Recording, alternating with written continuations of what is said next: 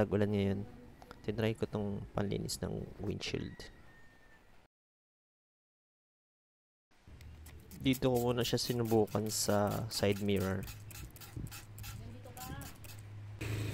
Tapos tansya-tansya lang kung gaano karami yung ilalagay.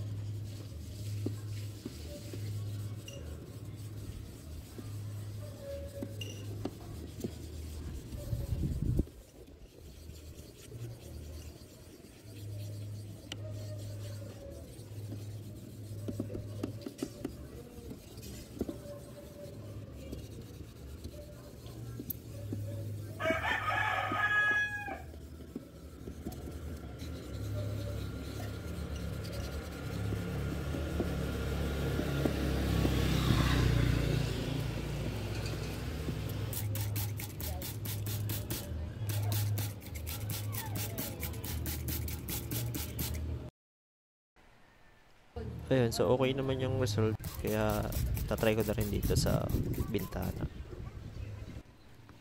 Noong una, medyo worried ako kasi parang nakakagasga siya, pero okay lang naman.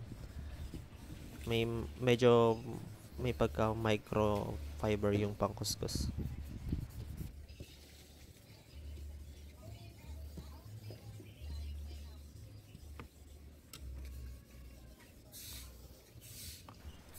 Ina-apply nga pala to pag basa. Kailangan basa yung surface.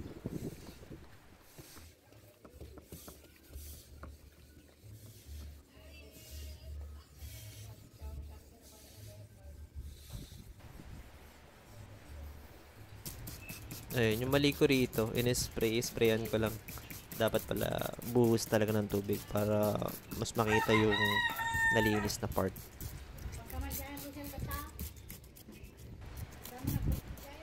Ayan, medyo nakikita na yung part na hindi na masyadong kinakabitan ng tubig.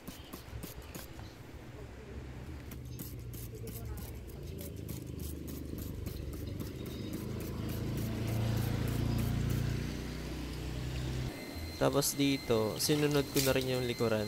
Ayan, dapat ganyan yung una kong ginawa. Buhos talaga ng tubig para mas mabilis matanggal yung pinang-apply.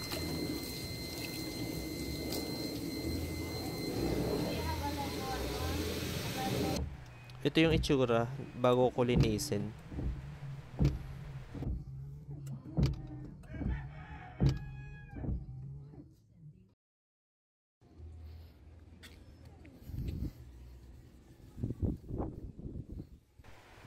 Tinry ko din pala siya sa headlight.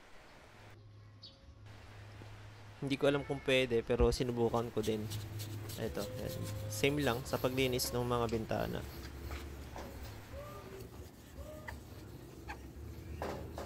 Mukhang okay naman. Kasi, ayan o. Naging malinis na siya tingnan. So, yun. Natapos ko na linisan. Ganito yung itsura niya. Hindi na siya masyadong kinakapitan ng tubig. I mean, nadudulas lang niya ng tubig. Ganun.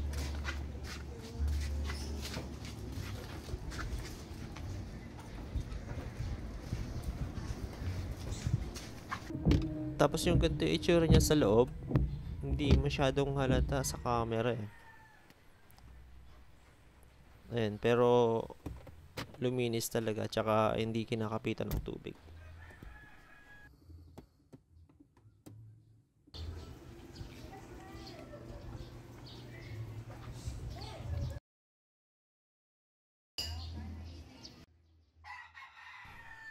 Daming manok. Madami akong na-try na panlinis. Halos lahat naman effective. Pero ito yung pinakamadali i-apply. Ayan, ganyan yung itsura niya kapag nauulanan.